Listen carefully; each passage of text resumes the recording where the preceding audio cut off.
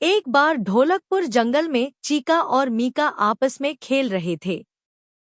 तभी वहां पर रुस्तम शेर और रूपा शेरनी आते हैं। दोनों बच्चों को एक साथ खेलते देख दोनों बहुत खुश हो जाते हैं, क्योंकि इस तरह से एक साथ दोनों बच्चे बहुत कम ही खेलते नजर आते थे। ज्यादातर समय चीका और मीका का आपस में लड़ने में ही जाता था। तभी रुस्तम शेर कहता है, अरे मेरे प्यारे बच्चों चीका और मीका, खेलते खेलते आपस में लड़ने मत लगना।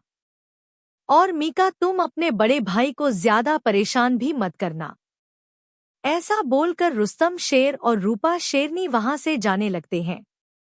जाते जाते रूपा शेरनी बोलती है, अच्छा बच्चों ज्यादा समय मत लगाना और खेलने के बाद जल्दी घर आना। चीका मीका रूपा शेरनी को हाँ बोलते हैं और फिर से खेलना शुरू कर देते हैं। और तभी चीका इतनी तेज से गेंद मारता है कि गेंद जाकर एक कुएं में गिर जाती है। तभी मीका कहता है, भैया गेंद तो कुएं में गिर गई, अब क्या करेंगे हम। फिर चीका बोलता है, भाई तुम परेशान न हो, मैं अभी जाकर निकाल कर लाता हूँ। और ऐसा बोलते हुए चीका कुएं से गेंद निकालने की कोशिश करता है और तभी उसका पैर फिसलता है और वो कुएं में गिर जाता है।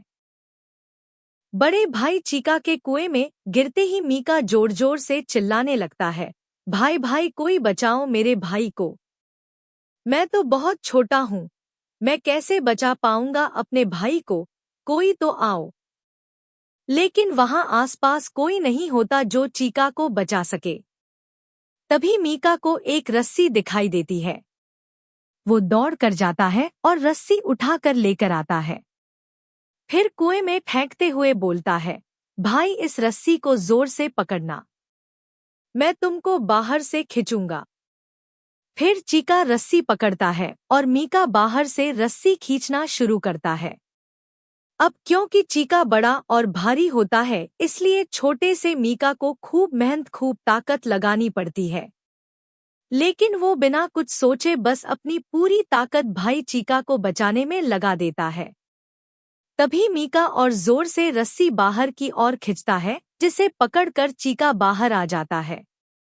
कुएं से बाहर निकलते ही चीका तुरंत मीका को अपने गले लगाता है और उसे पकड़कर जोर जोर से रोते हुए बोलता है, मेरे छोटे भाई तुमने आज मुझे बचा लिया, तुम तो मुझसे कितने छोटे हो, तुम में इतनी ताकत आई कहाँ से। तभी मीका बोलता है, भाई मेरे पास ताकत कहाँ से आई ये तो मुझे नहीं पता, लेकिन एक बात मैं अच्छे से समझ गया, अगर आपसे कोई बोले कि ये काम तुमसे नहीं हो पाएगा, तो मैं कभी इस बात को नहीं मानूंगा। भाई ऐसा कोई भी काम नहीं है जिसे हम कर नहीं सकते। इसके बाद दोनों भाई हाथ में हाथ डालकर घर पहुंचते हैं।